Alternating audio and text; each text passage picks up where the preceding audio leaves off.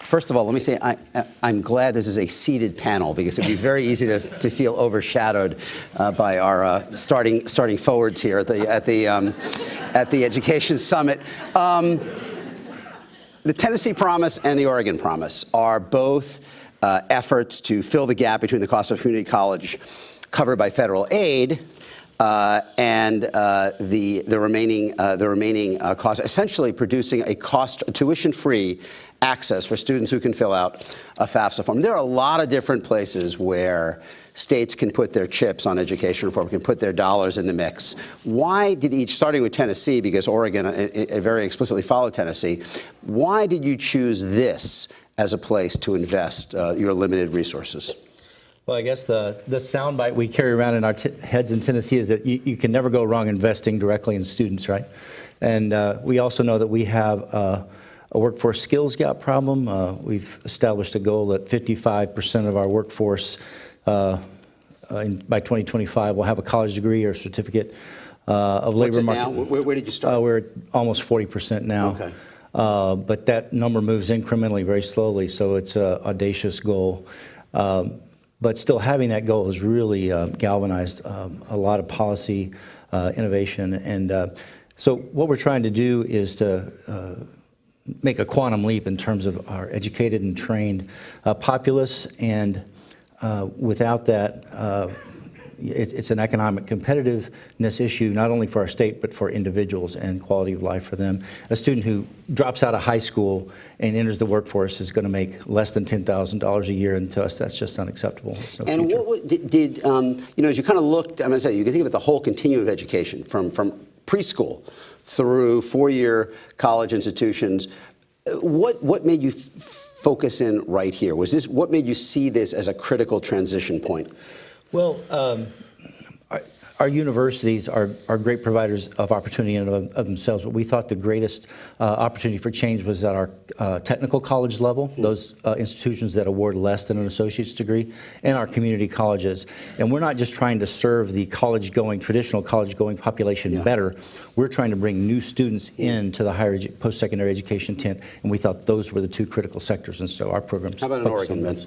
Yeah, similar. We're a state that also has ambitious goals for educational attainment, so bringing more students into college and then helping ensure that they succeed is consistent with our state policy agenda. Also, I think a real serious concern and interest in affordability. So as we, like other states, are dealing with rising tuitions and students who increasingly and their families feel priced out of higher education, focusing on the community college, creating a very low cost, at least tuition low cost path for students, in our case, students just coming directly out of high school, made a lot of sense. Yeah, to that point, do each of you know to what extent your programs are bringing in first-generation students? Yeah, What's your experience with that? Right, so we recently surveyed a fairly representative sample of our Oregon Promise recipients, and about a third, more than a third of them are first generation. And I'll point out, of those, an additional third said that they would not have gone to college without the Oregon Promise. We saw, overall, about a quarter of the Oregon Promise students answering that question saying, yeah, without this program, we wouldn't be in college right now. Yeah, it's similar for Tennessee. We know that half of our Promise students receive a federal Pell Grant, and fully 1/3 of our first-time freshmen who enter on the Promise are receiving full Pell. That means they effectively have no expected family contribution, and there's a big overlap between that and first generation. In the decades after World War II, we gradually consolidated the belief that ultimately people needed 12 years of primary and secondary education to have a fighting chance in the economy, and therefore it was the states, the community's responsibility to provide that for them. Are we gradually extending that now? Do you feel that in Oregon and Tennessee you're basically saying you need something beyond that? You basically need 14 years, and therefore it is our responsibility to make sure you have access to that? I think that's right. I think for the lawmakers who supported the Oregon Promise, who have driven that movement in Oregon, the notion of a universal free public education that extends beyond high school for an additional year or two is a central premise. So yes, we as a state generally have, I think, acknowledged and understood that a high school education is not enough, and this really represents an attempt to extend that entitlement to 14 years. And this is really not a value judgment that we're imposing on students. The data that I mentioned earlier of a student who doesn't graduate and enters right into the workforce, graduate from high school, is going to be making less than $10,000 a year. It really is an economic imperative for the individual as well as for our state. And But very few states have accepted the response, and we'll talk about this a little bit more later, but very few states have accepted the responsibility of saying, yes, it's essential for the student, but therefore, we have to provide it. We have to provide, in essence, 14, not 12 years of publicly supported access to education. Was that a hard sell from the other end of the equation in Tennessee? Well, in our case, in Tennessee's case, we were very fortunate in that we had established a lottery and a lottery-funded scholarship program many years prior. And just over time, we had built up a reserve that enabled us to move a large portion of that and some other dollars into a corpus of funds that essentially now funds the promise.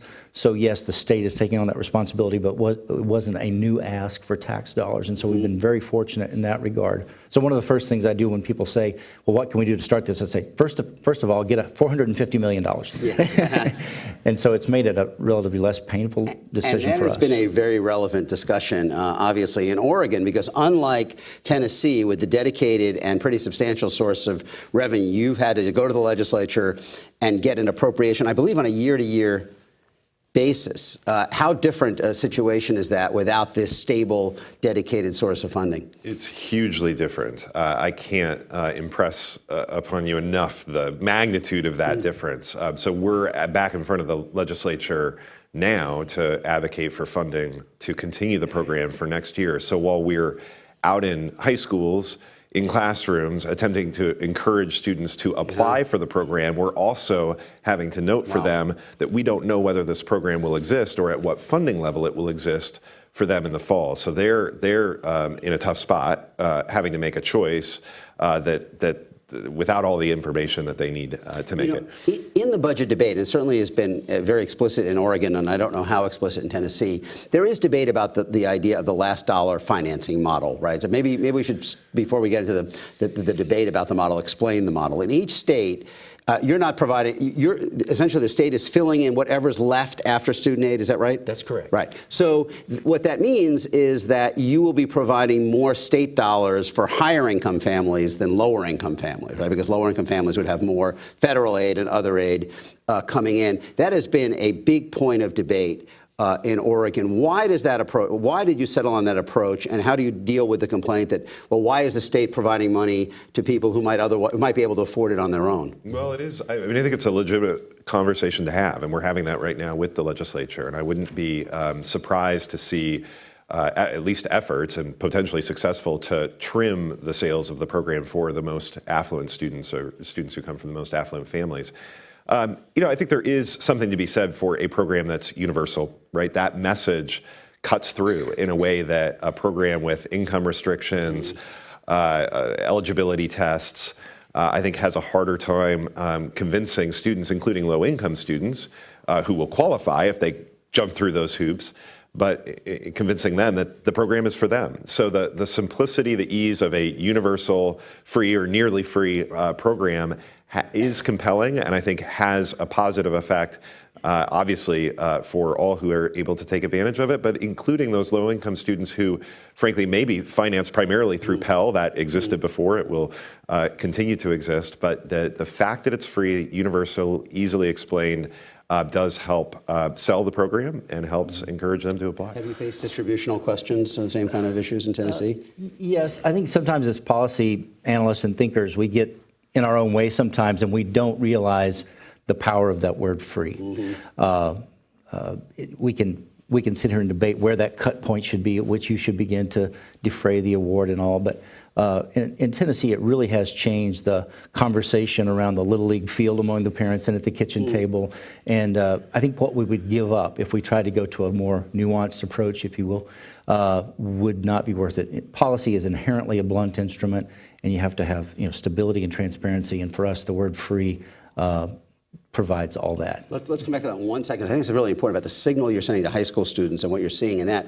But there's also been, on the flip side of this, there has been a feeling and a debate for many years that community colleges suffer from income and racial kind of segregation in effect, and that they would benefit if you had more upper middle income, you had a more diverse student body that included more upper middle income students, and it was not seen only as an alternative for people who have less resources, changing the nature of who goes to community college and the mix.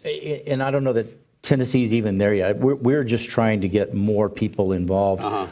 There are options within our higher education constellation of institutions, from world-class internationally renowned research universities down to a local technical college that serves a very small local community.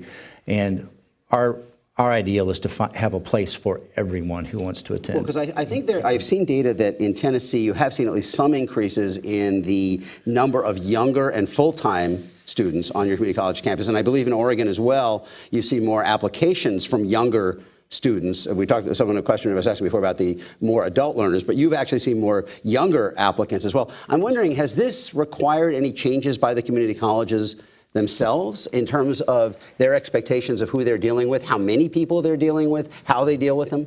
Well, for us, capacity is not really an issue yet.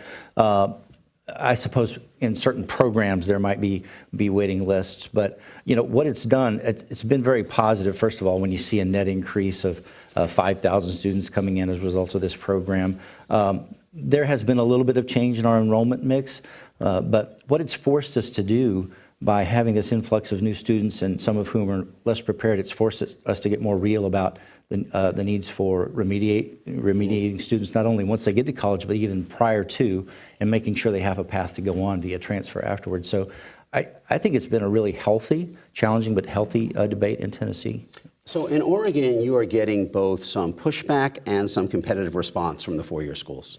Right, you have seen the data that we looked at. The share of in-state high school graduates who apply to the four-year public colleges has slightly declined since 2015, from 18.3% to 17.6%.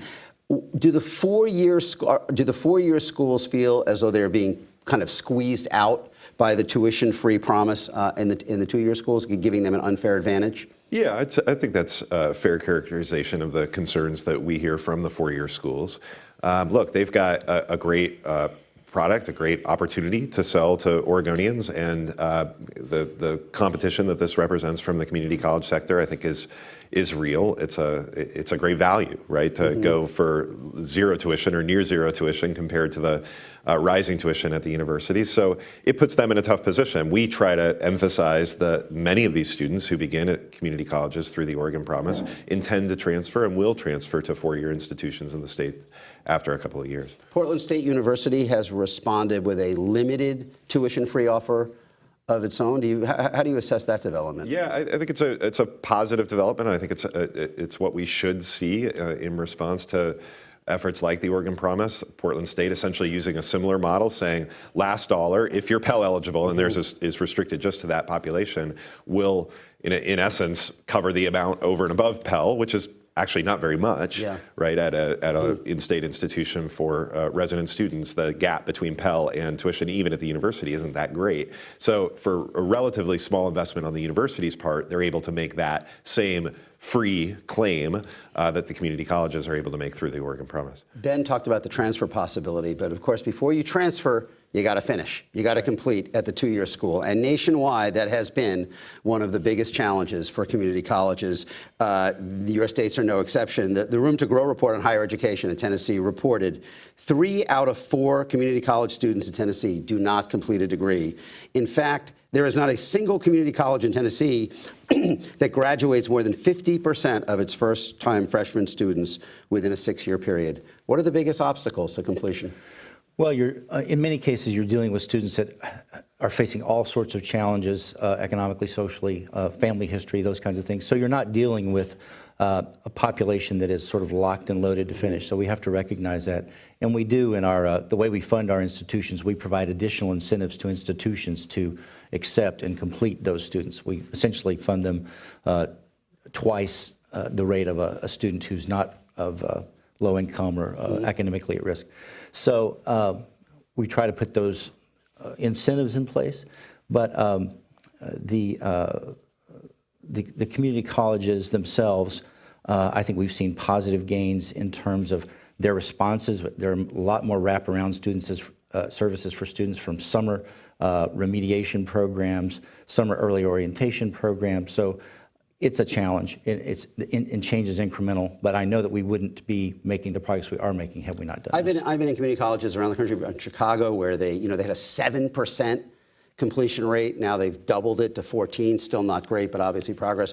And people said, like, completion was not really part of the mindset historically. It was not seen as an important marker of success. What is your sense of why completion has been so tough for so many community colleges? Well, a lot of the reasons David suggested. It is a population that isn't wired for success necessarily in terms of their level of preparation or the kinds of issues that they're facing in other parts of their life.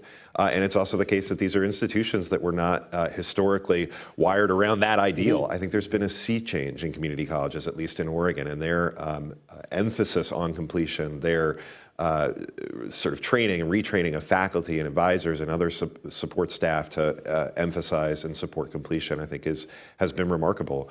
With our Oregon Promise students, we're seeing, at least initial data, and we're just in our first year, but we're seeing very high rates of term over term retention. Some of those students, to be clear, will transfer to a four-year university before they have quote unquote completed, right? And we will consider that a success, right? Particularly if and when they go on to complete their four-year degree. So, the measurement challenges are also real, right? It's not necessarily about the certificate or the degree. David mentioned incentives for the institutions to improve completion. Is there anything built into the Promise programs themselves to try to incent the students? For example, do you require a certain amount of course hours per semester or even full-time attendances on the theory that you have a better chance of getting them through if they actually do it in an expeditious manner? Yeah, in Oregon, so we require at least half-time attendance, and you have to stay continuously enrolled, at least except for the summer term. So there is an expectation that you're making progress, you're making satisfactory academic progress, so keeping your grades up. So yeah, the program is organized around the notion that you will complete a certificate or degree or transfer to a four-year institution. And you require, what, full-time? Full-time, continuous enrollment. The award is good for up to 5 semesters, so there is a window. And one thing that might be underappreciated outside the state is the fact that students do 8 hours of community service every semester. And why is that? Well, it's a way, community college student engagement in particular at community colleges is an issue.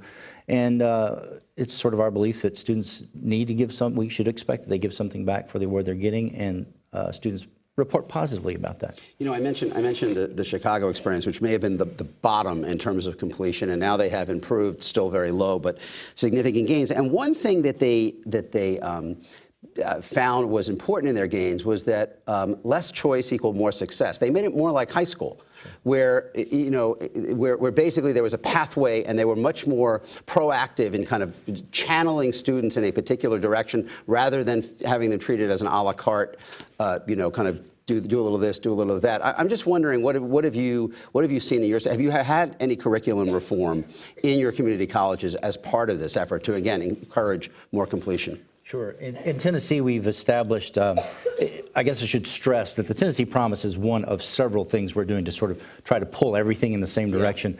And so we've established what we call Tennessee Transfer Pathways. These are degree maps that leave nothing to the imagination in terms of what's required and when for a student to complete the associate's or to go on and complete the bachelor's degree of their choice.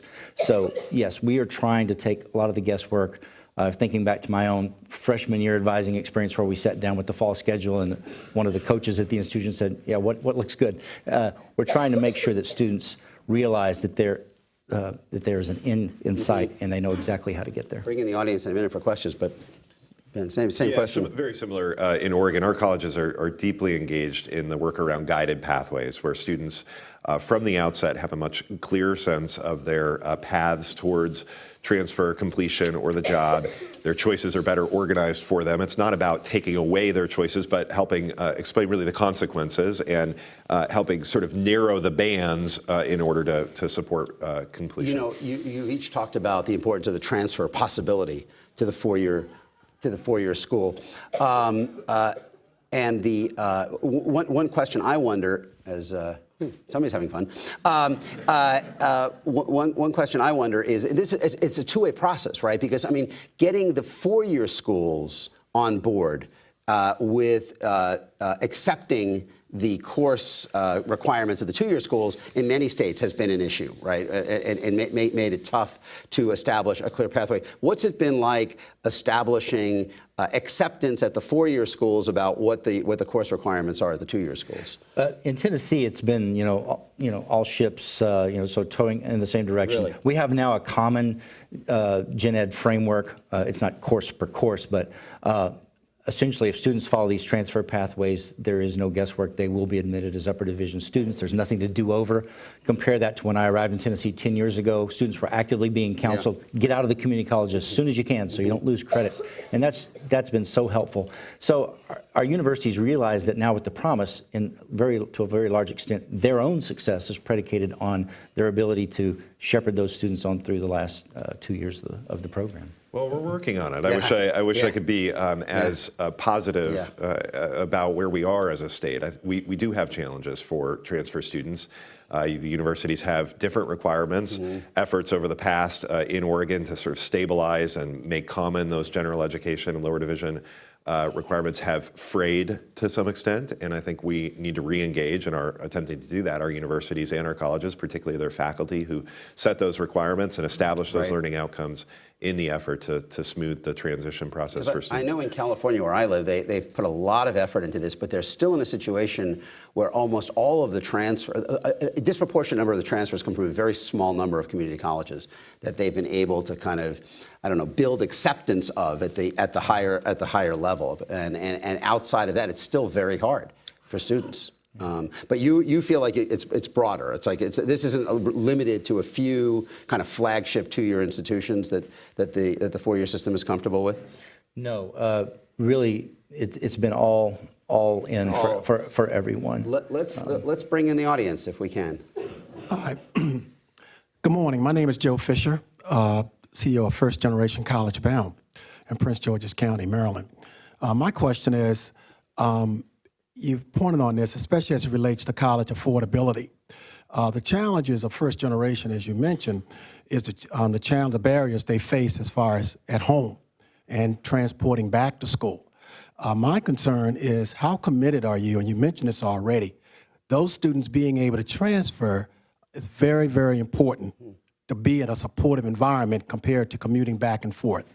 How committed are you into conducting data to show the success of the students transferring? I think that's very important, and I think it helps the community colleges in terms of how valuable that is. Two things on this.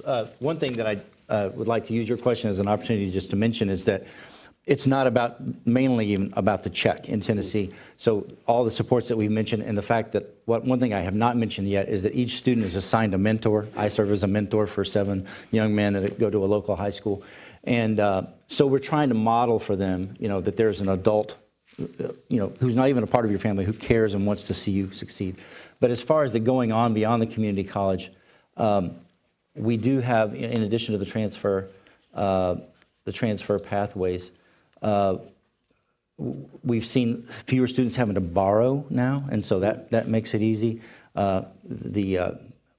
We have found that our general ed core being in common, we find that the students who complete that prior to transfer are 25% more likely, everything else being held equal, to graduate than students that don't. So I think removing some of the just the wild things that can happen when you allow more choice, and then having that adult supportive person in your life. I think those two things have helped Follow up with on that. first generation. Follow up on that. You have a private university in Tennessee, Lipscomb University, Yes. that is now offering $10,000 in scholarship for each Tennessee Promise graduate who enrolls. Are you seeing anything? That's a kind of an interesting model. I mean, kind of not only saying you can transfer, but we're going to actively make it more affordable and easier for you to do so. Are you seeing?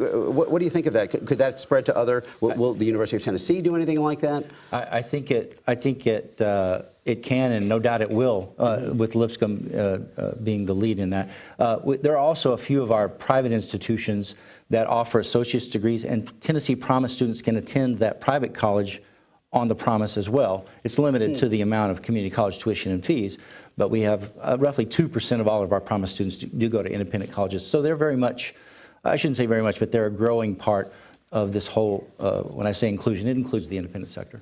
Over here. Is Brogan Whetstone, and I am a current master's student at American University. I'm also a first-generation BA and MA student in my entire family. And I know, because I also counsel students who are coming into my program as the GA, that this conversation seems to be focused a lot around tuition and fees. And I know for a lot of the students that I counsel, and myself in general, that wasn't the issue. Covering tuition and fees, Pell Grant covers that. And so I'm wondering what specifically the Tennessee and Oregon Promise are doing to cover cost of living expenses, the full amount and cost of going to higher education, especially when you're considering the difference between grants and loans and the different types of loans that are available. Because I find that that's something the students I counsel don't necessarily understand. And so I'm wondering how you're addressing that. I'd just say, first of all, I think that's a terrific question, and it gets lost often in the conversation that affordability for many students is actually principally about the cost of living, not the tuition. And so just a great question, great point. You know, I think what the college promise attempts to do, I guess one of the assumptions it has is that many students, by going to a community college, will also reduce their living costs by living at home. Colleges tend to be more accessible, might be more closely located to home than the university. They'll borrow less, and then if they do end up transferring, yes, then they're facing that larger living cost, but they're less in debt or not in debt as a result of the first 2 years that they've had at home. But of course, that's not going to be true for all students. Living at home isn't an option, or living at home for free is not an option, even though they may be attending community college. So it's a really, really important point. And I would just add to that having a Promise-like program does not absolve the state of having a full array of state aid programs, and of course, as you've already mentioned, the federal programs. So we do have a state merit program, a state need program, and it also requires states to continue to keep affordability as part of the conversation. We do keep an eye on tuition rates. Let me close with a kind of a broader question.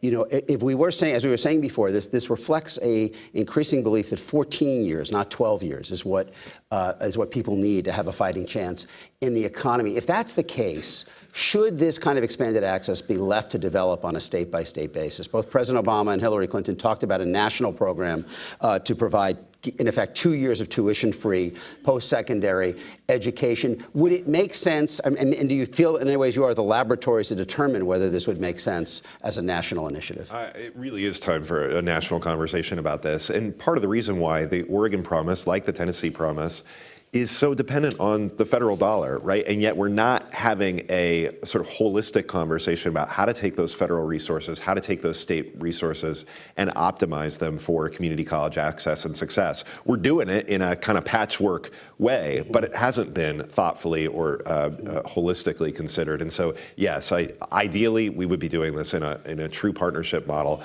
in conversation with the federal government. All for more federal and state partnership, but I would just sound the cautionary note that one of the really the elements that really makes the Promise program go is the local and state knowledge of the student, the nuance that we're able to put in our own spins, the community service, the mentorship. And if the scaffolding, if the infrastructure gets too big, you might lose some of that local innovation. So that needs to always be allowed for. David Wright, Ben Cannon, you've given us a lot to think about. Thank you. Join me in thanking this terrific panel. Thank you, guys. It's great. Appreciate it.